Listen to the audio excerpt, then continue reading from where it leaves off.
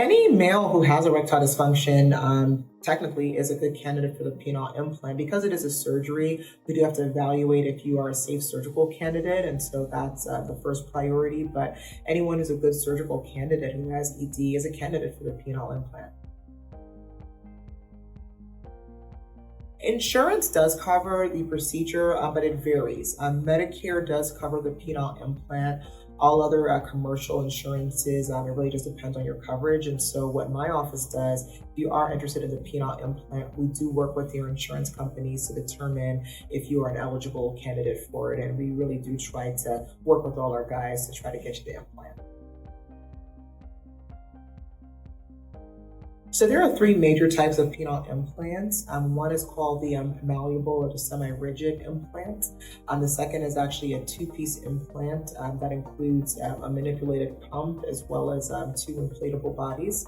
And then the final is a traditional penile implant, a three-piece or multi-component implant that comes with three pieces, a pump that you can manipulate, a reservoir, and then two inflatable bodies or chambers that go inside the penis. So the malleable implant is a good option, especially for men who may not have great manual dexterity. It doesn't have a pump that you have to manipulate, and so there is always some degree of rigidity, but you may not be able to get the degree of rigidity that you can achieve with an inflatable penile implant. The inflatable penile implant does come with three components, a pump that is concealed pretty discreetly in your scrotum, a reservoir that's in your abdomen, and then two inflatable bodies or chambers that are in your penis. And so it really does allow you to achieve, a pretty good degree of, rigidity as close as possible as to when you're in your 20s. And a lot of men do find a lot of satisfaction with that. But with each, this is something where for my guys, we would determine what you would be the best candidate for. But I would say in terms of what's going to really allow you to be as close to quote unquote natural as possible would probably be the inflatable penile implant. So the inflatable penile implant, we show you how to operate it. We typically will go over this with you prior to your surgery and after your surgery. The discrete pump that sits in your scrotum, you have to press the pump just a few times in order to get 10 out of 10 great erection. And then after sex, after ejaculation, there is a smaller release button on the device that you press it, and then with just a little bit of manual pressure to your penis, can actually get the full device down and back to its flaccid state. So it really is a great option in terms of being able to have something where you can get the erection that you want, but when you're not using it, it's really natural appearing, and really only yourself and your partner would know that you have it. If you were in a locker room, you wouldn't even know the guy next to you has it, and so it really is a nice discreet option. The implant is concealed. All the implants are entirely inside the body, and so this is also what makes it a great option. You go to the locker room and the person next to you wouldn't know you had it, and I think this is something that some guys worry about, and so I really do reassure men that only you, your partner, are going to know that you have it. The rest of the world won't. Sometimes with men who may have a malleable implant, just because it doesn't fully get totally flaccid, some men do experience some issues where there is some degree of rigidity, and that one may be not as kind of natural facing in the flaccid or down state, but that is also all inside the body and still quite discreet. The implant is a silicone-based device.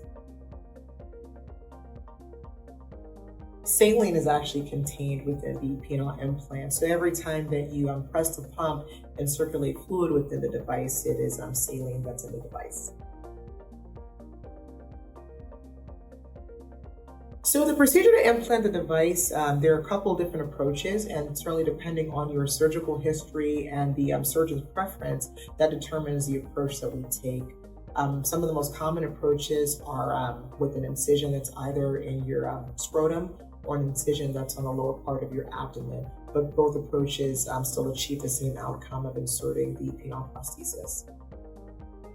The recovery period after the inflatable penile implant is about 2 weeks. Of course, everyone is a little different, so you may bounce back a little quicker, but on average, 2 weeks is how long you should expect to be recovering from the procedure. You can use a penile implant as soon as about 3 to 4 weeks after the procedure. The penile implants, on average, the device lasts between about 15 to 20 years. Everyone's body is different. It is not uncommon, for men to have some mechanical issues with the device even after 10 years. And so I always tell guys, stay close to your favorite urologist so we can ensure that it's still working, but it has a pretty long shelf life. And so if you get the implant in, you could be rest assured that you're going to have it for a long time. And those are just averages. I have some patients that they've had the implant for longer than 20 years. And so it is a pretty practical option when you think about being able to have full control of your erections for a pretty long time. The satisfaction rates for penile implants are well over 90% for patients and also their partners. I think, for all of my patients that are using it, they are quite happy, as are their partners. And it really, again, just puts the control back in your hands in terms of being able to have erections when you want them. The potential risks for the penile implant are similar to any kind of surgical risk that we think about. The most devastating risks that we work hard to prevent with penile implants are those of infections. Infections are devastating for men that have penile implants, and we really do take a lot of care to prevent that from occurring. Infection rates are a little higher in men with diabetes and other immunocompromised conditions, but we do tend to tailor antibiotic regimens both before and after the surgery to minimize those risks. In general, in the United States, infection rates for penile implants range from about 1 to 3%, and those are typically in the hands of urologists who are regularly performing these procedures. Other risks include damage to adjacent anatomical structures within either your penis or your scrotum or even your abdomen that we also take care to minimize. Pain is another risk of this procedure as well, and that's also something that we work hard to, keep your pain well controlled for both before and after the surgery.